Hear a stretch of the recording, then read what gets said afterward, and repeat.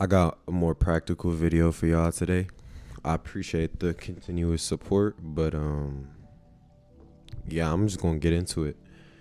You're not lazy, you're distracted. And this was a harsh truth and a tough realization I had to come to terms with, especially after high school. I realized I'm not lazy, I'm just distracted. In today's day and age, we have, everybody's on social media, everybody's looking at what the next person's doing. You kind of get conditioned to be constantly consuming and short form content and movies and TikTok and this and this and this. And it kind of does fry our brains. Like, I talk to a lot of people my age and even me. Like, I think y'all can tell by the way I talk, I'm very idea to idea to idea. And I think part of that is, the social media and technology and the overindulgence in it. I'm really speaking to those who want to enter a season of focus, of change, of monumental growth in whatever you're trying to do. If you don't know what you want to do, taking out these distractions will clear space for you to try things presently and then figure out what you want to do. So when I say distractions, I'm talking about the cheap dopamine, the easy, palatable things in our 21st century experience that we like to cling on to. So processed foods, short form content, brain rot content, just strictly entertainment, not learning anything, not trying anything, just the overconsumption. If you find yourself scrolling on hours and hours and hours and hours a day, I'm talking about that. I'm talking about jerking off and watching porn and bullshitting. Like, that's bullshit. And like, don't try and cope. Like, I used to try and cope and be like, no, it's normal, or nah, I can sit and scroll on my phone for 6 hours a day. Everybody else, like, if you're trying to live like everybody else, then yeah, just look at the people around you and you can delve yourself into mediocrity. But if you're trying to build something, and I'm not saying I'm excellent, but if you're trying to build something substantial, something bigger than yourself, we have to break these habits, we have to break these paradigms, we have to break these limiting beliefs. And I feel like a big step to do that is not distracting yourself. So for me, over this summer, I started making timetables for myself, like the ideal day, or like what would I do between 9 and this. And I can put an example of one that I made up on the screen. I made these timetables, and not every day I hit the timetable, but I think a lot of people know they're distracted, but then it's like, okay, what do I do if I'm not distracting myself? Or what do I do in between work or school or this or that? Like, what am I supposed to be doing?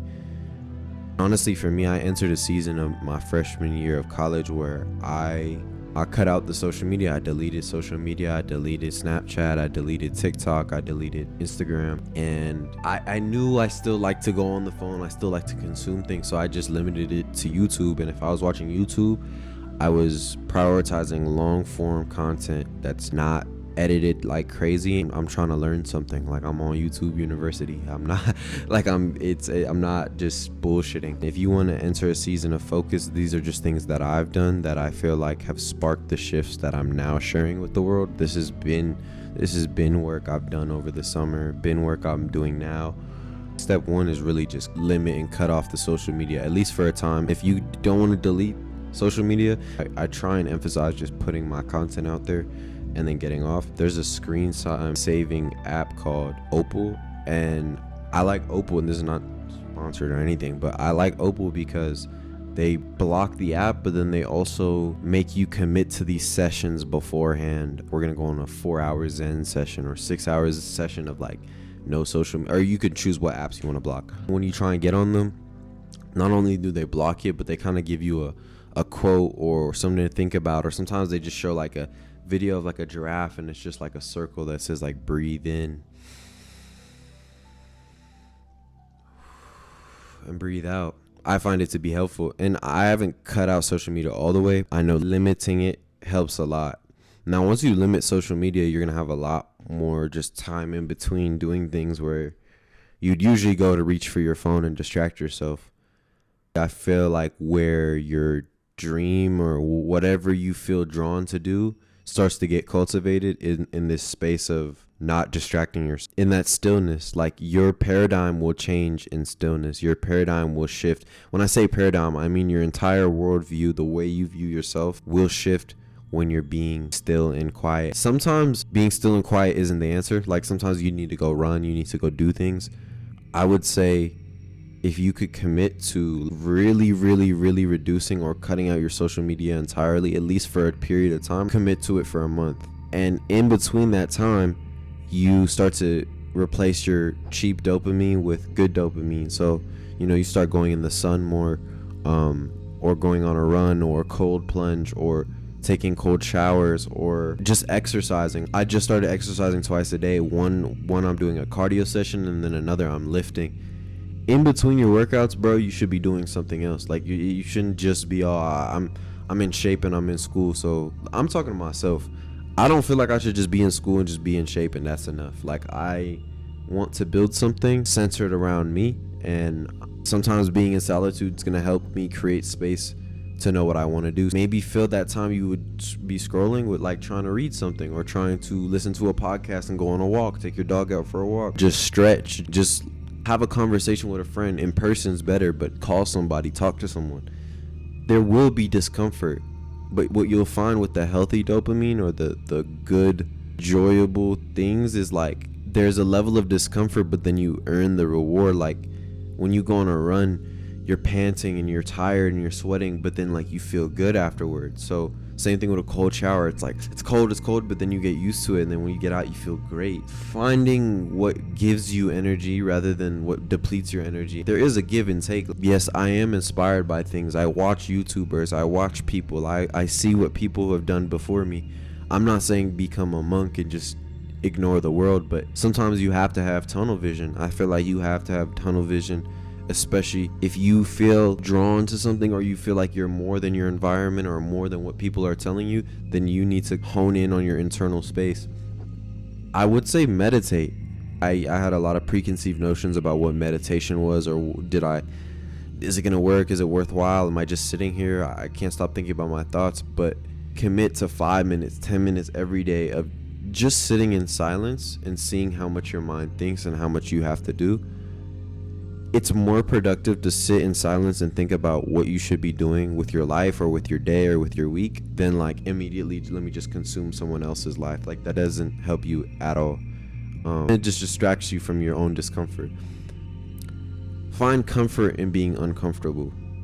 It's almost like these habits need momentum. Like if it's your first day in the gym, there's going to be so much resistance and so much, this is uncomfortable and I don't want to do it and I don't even want to go here, I look weird, than like your 50th day at the gym or your a year in the gym. So choosing to stick to certain things kind of helps me stay disciplined, but also using things as an anchor. You might be more athletic, so fitness might be your anchor to being more self-disciplined and more focused.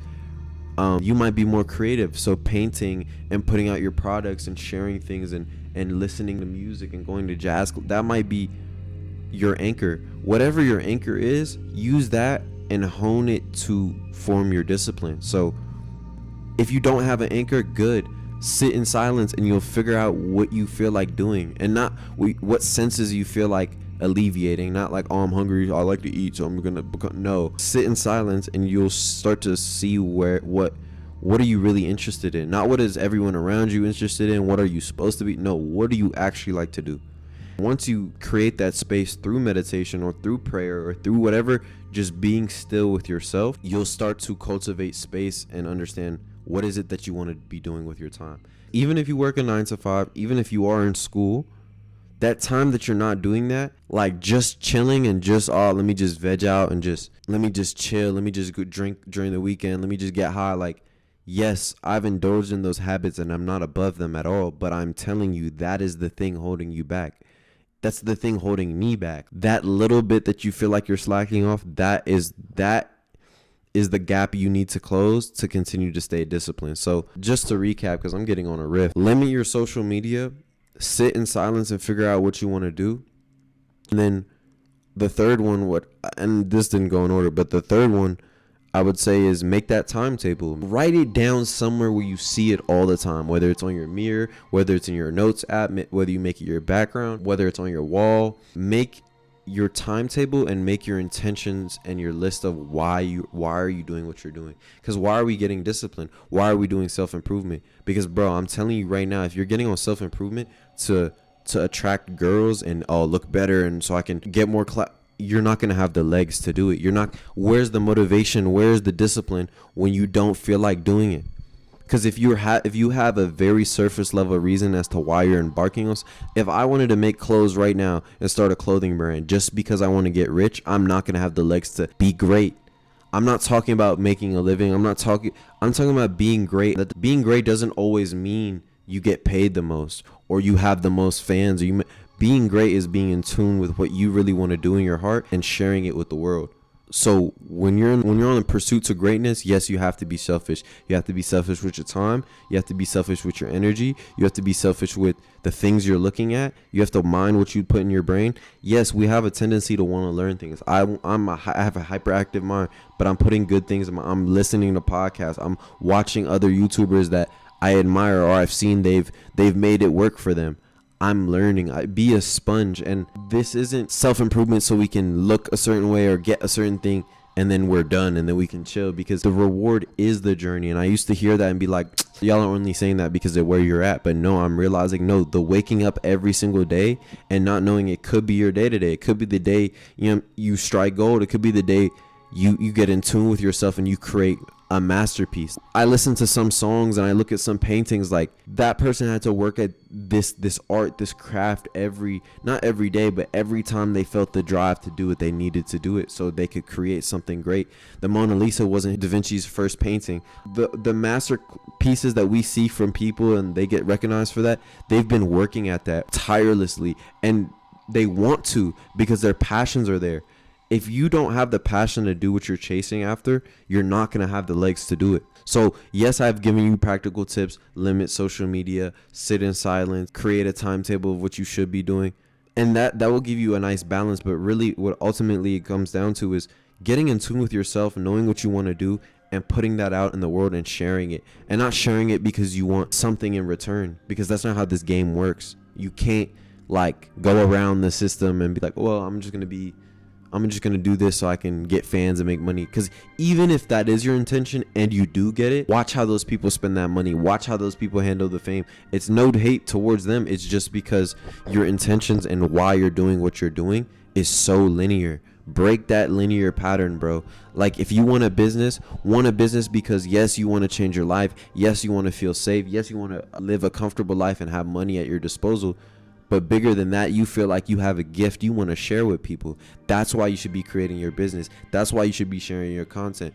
It's not about, I just want this so I can get this. Because if it's about that, you'll lose it. Like, I've lost it before. I've lost things before because I just wanted it for this or for that. Honestly, get out of the victimhood mentality of, oh, things are happening to you. I'm talking about the mental state you are in now. Distracted, confused, burnt out, drained. It's because of the micro decisions you make on a day-to-day basis, and those are leading up to how you feel about yourself. So putting your mental health first would be probably my number one thing that I'm working on the season I'm entering, and what I'm sharing is because I put my mental health first. When I say put my mental health first, that's not go to therapy and take more antidepressants. I'm talking about taking the time to sift through your thoughts, sift through your beliefs, sift through your perception, and earnestly want to be better.